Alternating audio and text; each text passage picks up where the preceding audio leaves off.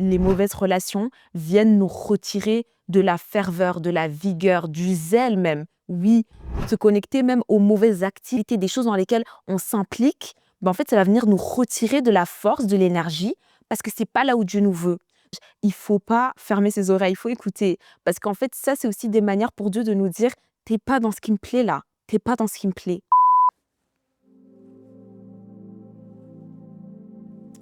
Hello à toutes, bienvenue à nouveau sur Cold Hearts.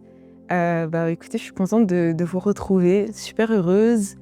Et aujourd'hui, on va pas faire une grosse introduction, vous avez compris ce qui est le but de cette page, c'est vraiment qu'on puisse avancer ensemble vers la poursuite, dans cette poursuite plutôt du cœur de Dieu, afin de pouvoir lui être totalement agréable, le découvrir, l'aimer et se donner entièrement à lui.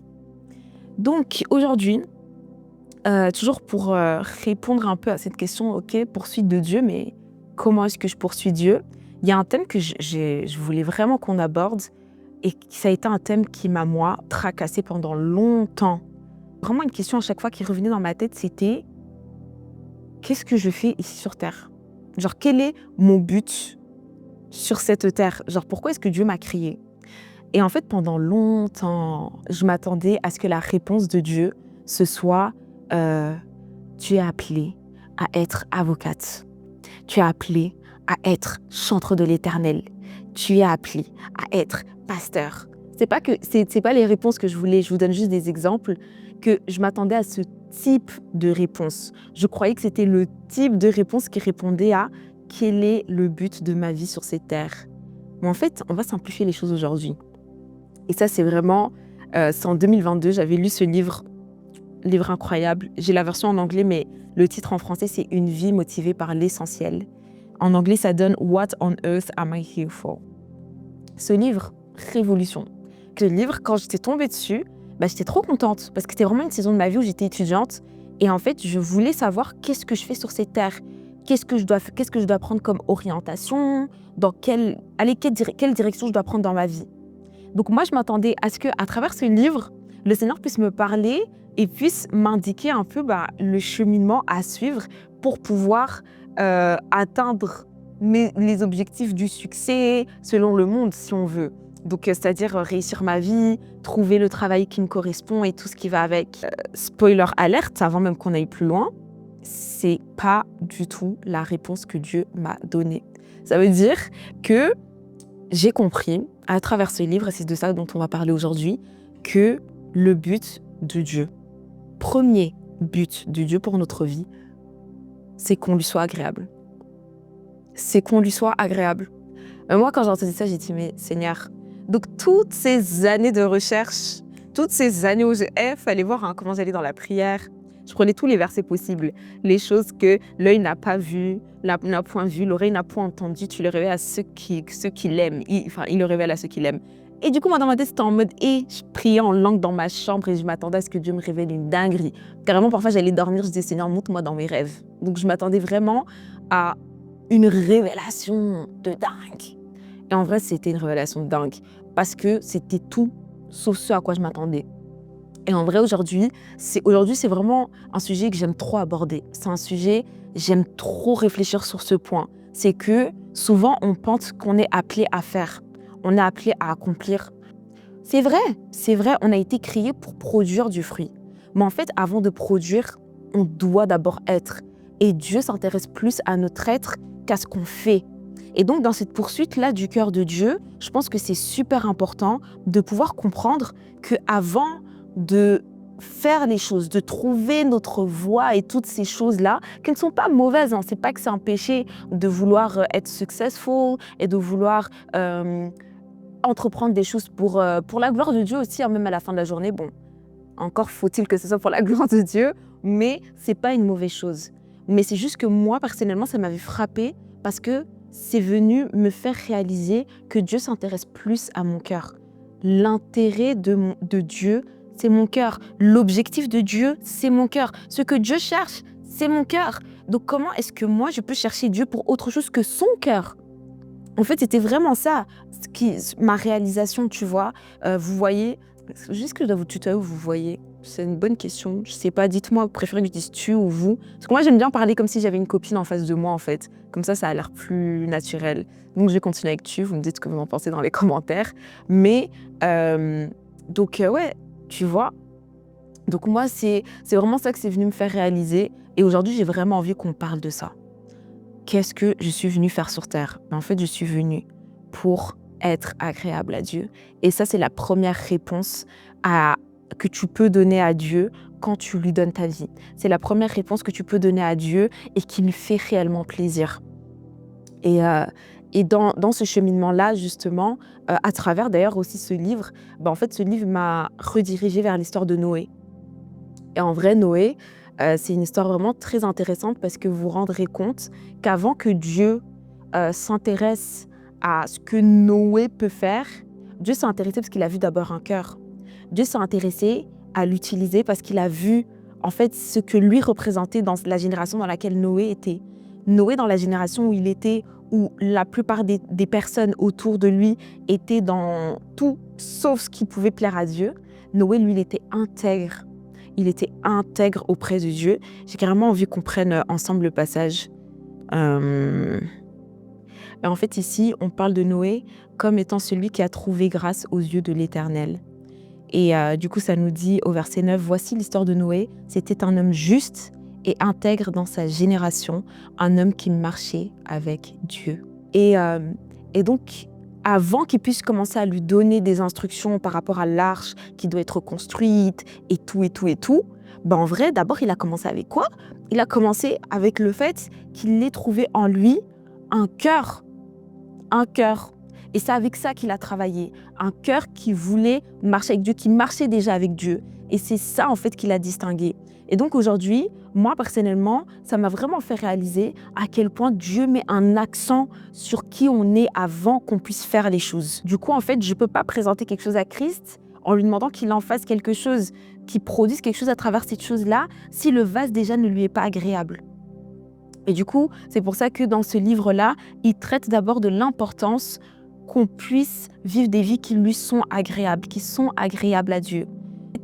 Ça vient un peu, je trouve, déconstruire tout ce qu'on pense pendant des années, tout ce qu'on peut croire quand on vient dans le Seigneur et qu'on entend tellement ces mots-là, appel, destinée.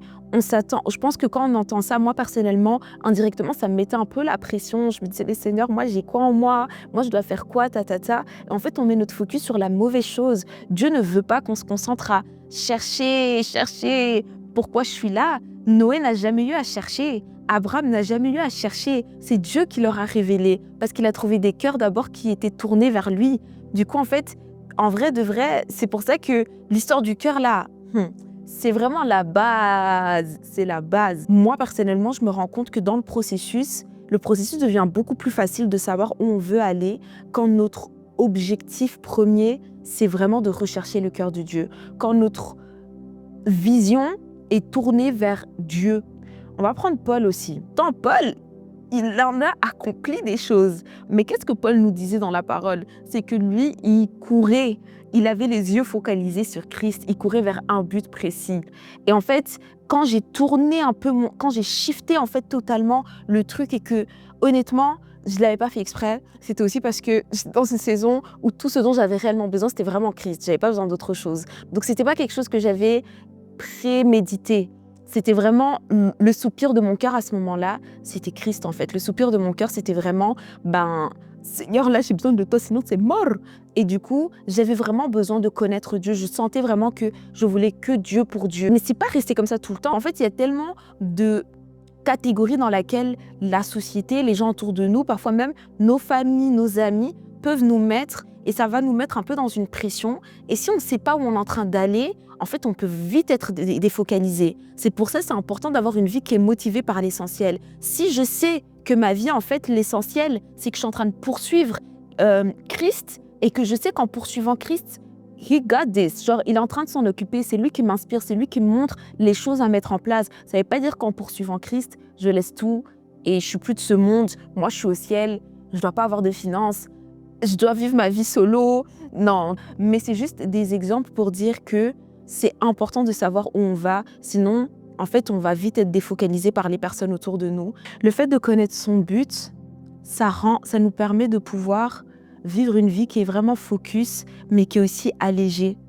Quand je dis allégée, c'est dans le sens où la plupart du temps, c'est pourquoi est-ce qu'on ressent une fatigue, un stress, l'anxiété. Toutes ces choses-là, elles sont créées quand on vit une vie à côté de la plaque. Genre littéralement, on est à côté de la plaque. Ça, c'est la vie que Dieu veut pour toi et toi, tu es ici. Et tu penses que peut-être parce que tu es en train de produire beaucoup, parce que tu es en pleine activité, que forcément, c'est une bonne chose. Et peut-être, et c'est ça aussi en fait, c'est, oh my God, c'est que si la vie qu'on vit, elle n'est pas motivée par le fait de plaire à Dieu, le problème c'est qu'on va faire des choses en pensant que parce qu'on est acclamé par les gens autour de nous, forcément on est dans le bon. Alors que en fait, peut-être que les hommes sont en train de nous acclamer, mais qu'est-ce que Dieu fait? Est-ce que Dieu est vraiment pleased? Est-ce qu'il est vraiment... est-ce qu'il agrée? Je pense que c'est la bonne traduction. Est-ce que Dieu agrée vraiment? Là, je suis grave en train de faire la franglish, genre je parle trop anglais. Mais c'est parce que j'aime bien lire des livres en anglais, la Bible aussi. Mais en tout cas, on va trop croire en fait que parce que les gens nous acclament, parce que les gens nous font des éloges, qu'on est dans le bon, alors que peut-être qu'on est à côté de la plaque. Peut-être qu'on va lancer une entreprise, on va commencer un projet, et en fait, on va croire que parce que les gens sont en train de nous acclamer, on est dans le bon. Mais qu'est-ce que Dieu dit? Et je pense que la vie qui est motivée par l'essentiel, c'est pas juste je veux plaire à Dieu en le cherchant, je veux plaire à Dieu dans tout ce que je fais. Donc même si ce que je fais, je sens que c'est pas Dieu, lui, il n'est pas en train d'agréer. C'est pas qu'il est en train de dire tu es en train de pécher, mais tu sais que c'est pas en fait le désir de Dieu pour toi. En fait, on est à côté de la plaque. Et puis du coup, on va s'investir dans des choses, dans des relations, dans des situations. On va ressentir une fatigue extrême. Ah, ça, je l'ai vécu. La fatigue extrême dans les mauvaises relations où tu te sens épuisé parce que en fait, tu vas te lier, tu vas faire des alliances, que ce soit des alliances pour des business, des alliances pour des business, tu vas faire des alliances pour être dans des relations avec certaines personnes. En fait, tu ne te rends pas compte que dès que tu commences à sentir je me sens anxieuse ces derniers temps, je me sens un peu stressée ces derniers temps, je me sens un peu fatiguée, etc. Ça vient pas de nulle part, ça vient de nos propres choix. Ça veut dire que parfois, bon, pas toujours, mais très souvent, ce type de fatigue qu'on va sentir, le manque d'énergie, etc., ça va être lié au fait qu'on est en train de mettre notre énergie dans les mauvaises choses. Et moi, je crois, je l'ai vécu dans tous les sens du terme, que ce soit dans les amitiés, que ce soit dans les relations amoureuses, où, en fait, je suis dans une relation et je me sens épuisée. Mais vraiment, ça, c'était... Je sais pas s'il y a des gens qui vont se sentir concernés, parce que peut-être c'est vraiment propre à moi. Mais moi, je sais vraiment pas si... Je sais pas. En tout cas, dites-moi vraiment si je suis pas la seule, mais je me sentais épuisée. Ça veut dire, je pouvais être avec la personne, mais quand je rentrais, j'allais me sentir vidée. Vraiment vidée. J'allais me sentir vidée, j'allais me sentir... Même si j'avais envie de plier, j'allais même pas être capable de le faire. J'allais plus... En fait, c'est comme si ça venait me retirer une énergie, me retirer une vigueur. C'était incroyable. Et en vrai, voilà, c'est biblique. C'est biblique. Donc, il y a tout qui se répond par la Bible. Il y a vraiment tout. Dieu répond à tout par sa parole. Parce que je sais qu'il y avait ce proverbe que le Seigneur m'avait donné un jour... justement par rapport à un choix que je devais faire dans une relation. Et en vrai, il m'avait donné ce proverbe. Je pense que c'est le chapitre 3, si je ne me trompe pas, je ne sais plus. Mais je vais avancer seulement. Peut-être que je mettrai ça en dessous, en sous-titre pour me corriger. Mais en tout cas, on parle un peu de cette femme-là qui vient voler la vigueur de ce jeune homme. Parce que elle est là, je sais plus c'est quoi l'histoire, ou en tout cas le mec là, il est là, il marche dans un coin de rue, il voit une femme, et puis après il s'aventure dans une relation avec, et en fait elle est là, elle prend sa vigueur. C'est un peu la même histoire aussi avec Samson. C'est sa vigueur qui lui a été enlevée, sa force à travers ses cheveux par Delilah. Et en fait, on ne se rend pas compte, mais les mauvaises relations viennent nous retirer de la ferveur, de la vigueur, du zèle même. Oui, parfois le fait de se connecter aux mauvaises personnes, se connecter même aux mauvaises activités. Parfois, ce n'est pas des personnes, c'est des activités, des choses dans lesquelles on s'implique. En fait, ça va venir nous retirer de la force, de l'énergie, parce que ce n'est pas là où Dieu nous veut. Donc quand on parle de vivre une vie où on veut plaire à Dieu, c'est pas juste je veux plaire à Dieu en priant. Ça va au-delà de ça. dans nos choix sont motivés par ce qui plaît à Dieu. Est-ce que cette relation te plaît? Les preuves sont là. Parce que le Saint-Esprit parle. Il parle de tellement de manières par sa parole. Si on va le chercher dans la parole, il parle en priant. Ça veut dire que tu peux recevoir des versets qui te montent en tête pendant que tu es en train de prier. Le Saint-Esprit peut te parler également pendant que tu seras à travers une personne. Le Saint-Esprit peut te parler à travers un livre. Et en fait, il peut tellement te parler de différentes manières. Ou même voilà, c'est ça que je voulais dire. Le Saint-Esprit peut aussi te parler par ta manière, ce que tu ressens. Ce qu'on ressent là, les gens appellent ça comment encore je ne sais quel 5e ou 7e sens, je ne sais pas comment on appelle ça, ou la conscience, c'est le Saint-Esprit en fait. C'est clairement le Saint-Esprit. Tu vas sentir que tu es avec une personne, tu sens le ventre, tu sens que ton ventre il est noué, tu sens que tu n'es pas bien, tu sens que... Mais tu forces, du coup à un moment donné, en vrai, à force de forcer, on va toujours croire qu'on fit in. Mais c'est parce que tu as tellement forcé. Mais rappelle-toi des premières émotions que tu as ressenties quand tu étais avec cette personne. Comment est-ce que tu te sentis réellement? Et quand tu rentres chez toi, après avoir capté certaines personnes, comment est-ce que tu te sens? C'est trop révélateur de ce que Dieu veut nous faire passer comme message. Il ne faut pas fermer ses oreilles, il faut écouter. Parce qu'en fait, ça, c'est aussi des manières pour Dieu de nous dire « t'es pas dans ce qui me plaît là, t'es pas dans ce qui me plaît ». Et justement, l'objectif dans ça, c'est pas de nous embêter encore une fois. C'est comme dans l'histoire de l'obéissance. L'objectif, c'est pas de nous embêter. L'objectif, encore une fois, c'est justement Dieu. En fait, je crois que parfois on se rend pas compte. C'est une dinguerie. Et moi, il m'a fallu du temps pour le comprendre. C'est que Dieu, il veut nous faire gagner du temps, de l'énergie, de la force, de la vigueur. Il veut nous faire gagner en sagesse. Il veut nous faire gagner en tellement de choses. Mais nous, on est bloqué, on se bloque parce que on veut juste être inconsidéré justement. On veut marcher de manière inconsidérée alors que le Seigneur, il est là, il nous donne tout sur un plateau d'argent. Il nous dit juste, vis une vie qui me fait plaisir. Et nous, on croit que, ah oui, mais Seigneur, mais mes choses. C'est comme l'image à l'époque, je me rappelle, il y avait une image qui tournait, mais c'était à des années, où, mais je crois qu'elle tourne encore un peu maintenant, c'est genre l'image où tu vois un être humain et t'as Dieu. Et du coup, l'enfant là, je crois que c'est un enfant, il a un nounours entre les mains. Et du coup, t'as Dieu qui lui demande, mais donne-moi ce nounours. Et en fait, le petit là, il est là en mode, non, mais je peux pas, c'est mon nounours. En fait, le petit, il sait pas que derrière la main de Dieu, en fait, il y a un plus gros nounours pour lui. Et nous, on pense que quand Dieu nous demande d'être focalisé sur lui, de faire les choses qui lui plaisent, de le chercher lui, de se donner entièrement, en vrai qu'il veut nous casser la tête, alors qu'en vrai c'est parce qu'il a plus grand pour nous. Mais nous on se limite. Et la meilleure des manières pour se limiter dans la vie, vraiment, parce qu'on aime bien parler de blocage et tout, etc. La meilleure manière de bloquer sa vie, c'est de ne pas considérer les voies de Dieu dans notre vie. On ne considère pas les voies de Dieu dans notre vie, en tout cas blocage, assurez-la. Les esprits n'ont même pas besoin de se lever. Les esprits de ta famille, de tes ancêtres, ils n'ont même pas besoin de se fatiguer et de se lever. Nous-mêmes, on met des blocages. C'est comme si nous-mêmes, on traçait des limites autour de nous. Parce que aussi longtemps qu'on ne se donne pas entièrement, que notre objectif, ce n'est pas de plaire à Christ, on sera limité. Moi, j'aimerais qu'on puisse juste regarder à la parole. C'est aussi simple que ça. Quelle personne dans la parole on a vu qui s'est donnée entièrement, qui a décidé d'être agréable à Dieu, qui avait juste comme objectif de faire le plaisir de Dieu, a eu une vie normale? Qui? Personne. Justement, leurs vies nous ont été données comme des exemples de foi et d'espoir pour que justement on puisse savoir qu'est-ce que Dieu peut faire avec un humain qui se donne entièrement à Christ. Qu'est-ce que Dieu peut faire avec une jeune femme qui se livre totalement, une jeune femme qui fait confiance à Dieu, une jeune femme qui regarde à Christ et pas à ses propres intérêts, pas à son propre but personnel. Cette jeune femme-là, elle sera étonnée. Dieu veut plus qu'un mariage pour nous. Dieu veut plus qu'un travail. C'est pour dire que, en fait, Dieu il voit tellement plus grand. Mais nous, on se limite. On se limite parce qu'on croit que, comme c'est nous qui gérons, ce sera mieux fait. Et c'est tellement faux.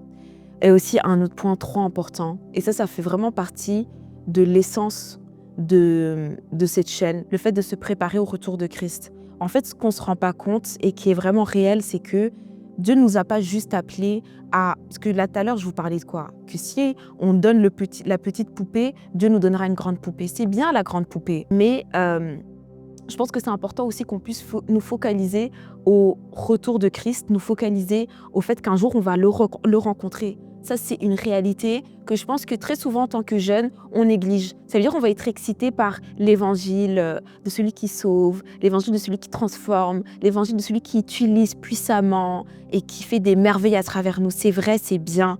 Mais en fait, est-ce qu'on a encore ce truc où on a les yeux fixés sur l'éternité? Vous savez, parfois, je suis assise et je me dis, OK, Seigneur, en vrai, imagine, genre, toutes ces choses-là que tu m'as promises, tu les fais pas aujourd'hui. Est-ce que je serai satisfaite? Et comment est-ce que je vais réagir? Est-ce que je vais continuer ou est-ce que je vais me décourager? Je pense que la seule chose qui pourrait faire qu'on ne se décourage pas sur cette terre, c'est l'espérance justement des choses à venir. C'est l'espérance de savoir, en fait, moi, je me prépare pas en faisant tout. Je prépare pas mon cœur, comme on parle de cœur, je prépare pas mon cœur juste pour pouvoir accomplir des merveilles avec Dieu. Je prépare mon cœur parce que je sais que mon époux va revenir un jour, il va me chercher et je veux qu'il puisse me trouver en train de faire les choses qui lui plaisent. Et c'est ça, en fait, vraiment aimer Dieu. C'est ça, le cœur qui poursuit Dieu. C'est le cœur qui poursuit pas Dieu parce qu'il sait que Dieu peut faire des merveilles avec lui aujourd'hui. Si même tu fais pas des merveilles avec moi, Seigneur, tu sais, il n'y a pas de problème. Du moment que si tu reviens, en vrai, tu verras que mon cœur, il est resté attaché à toi. Tu verras que moi, j'ai tout fait pour chasser de mon cœur et me séparer comme je pouvais de tout ce qui ne te faisait pas plaisir, pour rechercher la consécration, la sanctification avec ceux qui parlent, qui implorent, qui déclarent, qui cherchent ton cœur également de tout leur cœur. Et donc, à la fin de la journée, c'est ça. Pour moi, ça c'est vraiment c'est là, je pense même que c'est le point qui doit clore chaque épisode qu'on aura dans le futur. C'est vraiment de savoir, OK, c'est beau tout ce qu'on dit pour aujourd'hui, mais demain, l'éternité, le retour de Christ, c'est comment en fait? Est-ce qu'on y pense même? Est-ce que quand on se prépare avec ça en vue, ou est-ce qu'on se prépare parce qu'on sait que si je me consacre, le Seigneur, il peut faire des choses avec moi. Si je me consacre, Dieu, il peut m'utiliser. C'est pas mauvais, parce que Dieu nous demande dans sa parole aussi, justement, il nous dit lui-même qu'il y a les vases qui sont vils et puis il y a les vases d'honneur. Et il veut utiliser des vases d'honneur. Donc, le fait de vouloir se mettre à part pour être un vase d'honneur, pour être utilisé par Dieu et vivre une vie qui accomplit le but de Dieu, c'est bien, c'est pas mauvais. Mais je pense que le vrai but de Dieu, en vrai de vrai, c'est que quand il revienne, qu'il puisse trouver un cœur qui lui est tout entier. Parce que ça, on le voit dans la parole, il le dit lui-même. Ça veut dire, on peut faire tellement de choses. On peut faire des vidéos ici, je peux vous parler jusqu'à... Mais si à la fin de la journée, quand Christ va revenir, il voit que mon cœur l'a zéro, qu'est-ce que j'aurais gagné? Ça veut dire que dans l'éternité, face à Christ, en fait, il va me dire, c'était bien, t'as fait, les gens, ils ont été bénis, oui, parce que voilà, c'est comme ça, mais moi, t'as pas fait mon plaisir. Donc aussi, pour clôturer, et aussi pour clôturer, la vraie vie est motivée par l'essentiel, la vie qui est tournée vers le vrai but, si on veut, en fait, c'est la vie qui est motivée par le fait de se rendre le plus prête possible, être le plus productif possible pour pouvoir plaire à celui qui va venir me reprendre un jour, pour pouvoir plaire à celui que je vais rencontrer un jour et qui me demandera « montre-moi ce que tu as fait, montre-moi quel a été le fruit de ta vie ». En fait, j'aurais pas à rougir parce que je pourrais dire « Seigneur, voilà, j'ai produit, mais au-delà de produire, j'ai été. Au-delà de produire, mon cœur a été d'un certain type. Ça a été le cœur qui te faisait plaisir, ça a été le cœur selon ton cœur. Et c'est ça que Dieu veut en fait à la fin des fins. Donc voilà, c'est bien. Poursuivons nos rêves. Believe, croire en ses rêves. Mais n'oublions pas en fait l'objectif. Ne nous séparons pas un peu de l'essentiel. Et l'essentiel, c'est de plaire à Dieu dans tout ce qu'on fait. C'est de plaire à Dieu par la manière dont on est, d'abord par qui on est, et puis plaire à Dieu dans ce qu'on fait. Donc voilà, j'espère que ça a pu parler à quelqu'un. Moi, personnellement, ça me parle à moi-même. Aujourd'hui, on est là. Il y a Cold Hearts. Il y a beaucoup de choses que le Seigneur veut faire. Mais en tout cas, c'est ma prière de tous les jours, c'est Seigneur, ne me laisse pas faire si mon cœur est éloigné de toi. Ne me laisse pas faire si mon cœur n'est pas tout entier à toi. Ne me laisse pas faire si mon objectif s'est détourné de ton objectif à toi. Donc voilà, que le Seigneur nous bénisse. Et on se retrouve pour une prochaine vidéo très bientôt. Bye bye. N'oubliez pas, parce que moi j'oublie souvent de vous le dire, n'oubliez pas de partager, de vous abonner Et de commenter vraiment. Dites-moi là où vous en êtes dans ce processus de qu'est-ce que je fais sur ces terres, quel est mon but, quelle est ma destinée, quel est mon appel, comment est-ce que toi tu perçois justement tout ça et qu'est-ce que cette vidéo t'a appris de plus par rapport à tout ça? Est-ce que tu aimerais qu'on aille plus en profondeur? En tout cas, dites-moi tout ça en commentaire, comme ça on peut en parler. Je vous fais de gros bisous.